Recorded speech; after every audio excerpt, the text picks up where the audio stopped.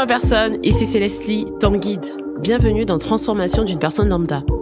Tu es prête à embarquer dans un voyage incroyable pour découvrir ce qui te rend unique? Aujourd'hui, on va explorer des expériences réelles, des récits de quêtes palpitantes et ces petits moments magiques de la vie. Alors mets-toi à l'aise, ouvre grand tes oreilles et bon épisode!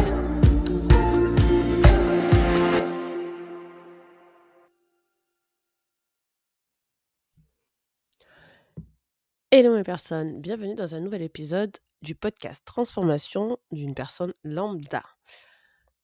Je suis ravie de partager cet épisode très spontané avec vous parce que je vais vous parler de partage justement.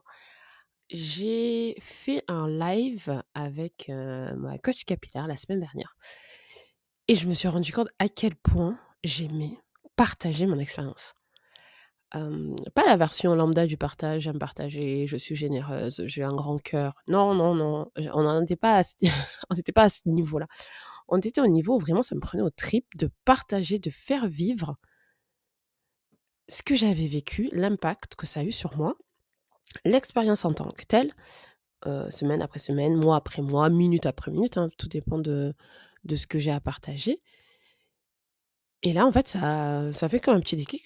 J'aime partager et je me rends compte que j'aime écouter les témoignages des personnes qui ont complètement vécu, ont complètement incarné l'expérience.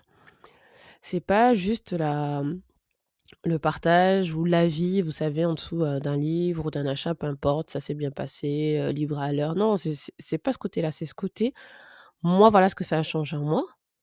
Moi, voilà quel déclic j'ai eu. Moi, voilà l'interrogation que j'ai eue. Voilà, en fait, comment ça s'est pas bien passé pour moi, hein, peu importe le partage. Mais je me rends compte à quel point c'est important pour moi et à quel point je sens là que je fais vivre quelque chose à l'autre. C'est un peu comme lorsqu'on est immergé dans un livre et qu'on arrive à se faire les scènes. Je pense que je suis très visuelle, à se faire les scènes, à vivre à la place de la personne, à anticiper ses ressentis, ses émotions, l'atmosphère. Vraiment l'atmosphère, ça me fait penser à ma prof d'anglais renforcé qui nous a fait lire The Great Gatsby. Et au début, en plus, elle utilisait l'atmosphère avec vraiment l'accent, mais c'est pour dire qu'on pose un cadre, on pose un état d'esprit, on pose une époque, et là, vous vous plongez dans le film. Et pour moi, un récit impactant, un partage impactant, je suis dans le film, je rentre dans le film. En fait, ce sont les premières minutes et je suis dedans. Et en fonction de l'énergie que la personne y met, en fonction de l'amour de l'âme, et aussi de la mauvaise expérience, hein, c'est pas que le côté positif, je suis dans le film, je vis la chose avec elle. Et voilà pourquoi j'adore partager. Et je vais remettre ça en fait dans le cadre de ma vie, parce que j'ai souvent mes limites, parce que pour moi c'était normal, mais écouter ou entendre entre les mots comment la personne se sent ou a ressenti l'expérience, pour moi c'est génial. Et en quoi c'est génial, c'est qu'on ne se rend pas compte de l'impact qu'on a en partageant son histoire, en partageant son expérience, en parlant aux autres. On voit très bien une différence entre quelqu'un qui est même votre enfant ou votre neveu, votre nièce, peu importe, une personne qui vous raconte sa journée de manière très, très linéaire, très plate, avec «j'ai vécu une journée extraordinaire, voilà ce qui s'est passé» ou au contraire «j'ai vécu une journée mais tellement, oh là là, tellement merdique» et là, vous avez la capacité de vous mettre à la place de l'autre. Donc je le disais encore la dernière fois, son expérience, son message, ce qu'on a à partager a un impact. Et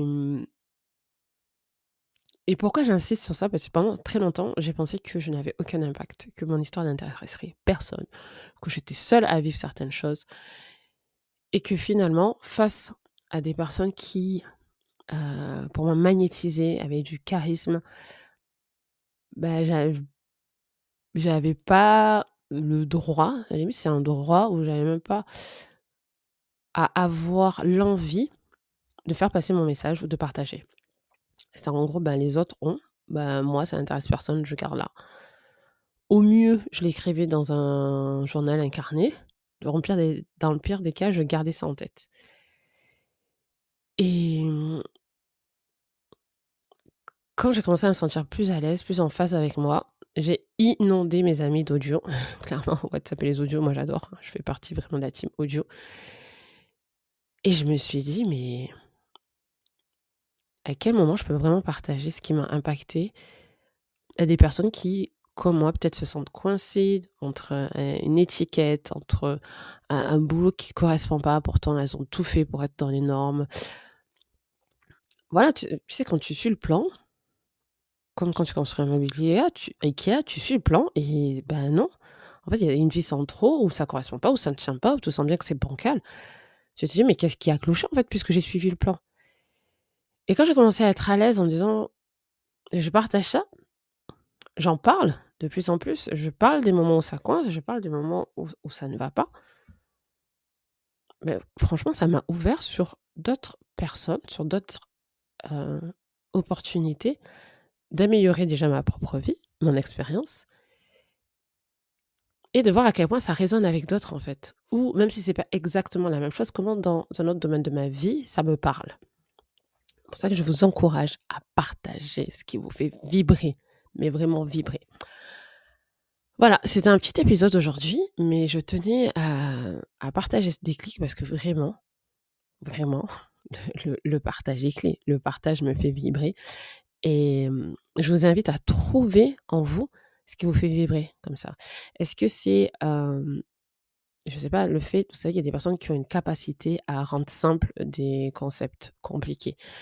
Il y a des personnes qui ont la capacité à verbaliser aussi ce qui est compliqué. Il y a des personnes qui ont la capacité à dessiner, en fait, le subtil, le beau. Il y a des personnes qui ont la capacité de refaire des décorations, à occuper un espace, à valoriser un espace. C'est ça, on est sur la valorisation. Et posez-vous la question, qu'est-ce que je valorise facilement? Qu'est-ce que je sais mettre en avant facilement par rapport à moi, par rapport aux autres? Si vous avez un doute, faites comme moi. Moi, je prends des listes de qualité, je prends des listes de soft skills, de compétences, et je demande à mes amis, ok, d'après vous, qu'est-ce que je sais faire facilement? Et j'ai un retour.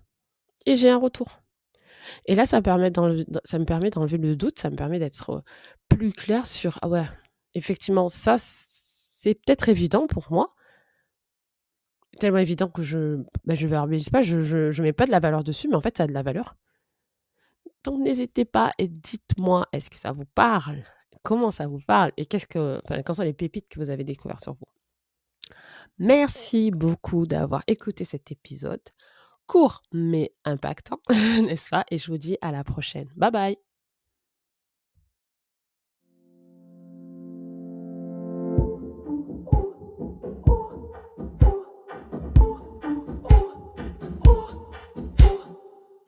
Et voilà, c'est la fin de notre épisode d'aujourd'hui. Merci d'avoir été là, ma personne. Si tu as aimé ce moment passé ensemble, pense à t'abonner au podcast et à le partager avec tes amis. Chaque épisode est le début d'une transformation, pas seulement pour toi, mais aussi pour ceux qui t'entourent. Et si tu veux encore plus d'énergie et d'inspiration, suis-moi sur mes réseaux sociaux. Là-bas, je te partage encore plus de pépites pour alimenter ta transformation. Alors rejoins-moi sur Facebook et Instagram sur The Miss Leslie. Je te dis à très bientôt pour de nouvelles aventures et découvertes sur transformation d'une personne lambda. Entre-temps, prends bien soin de toi.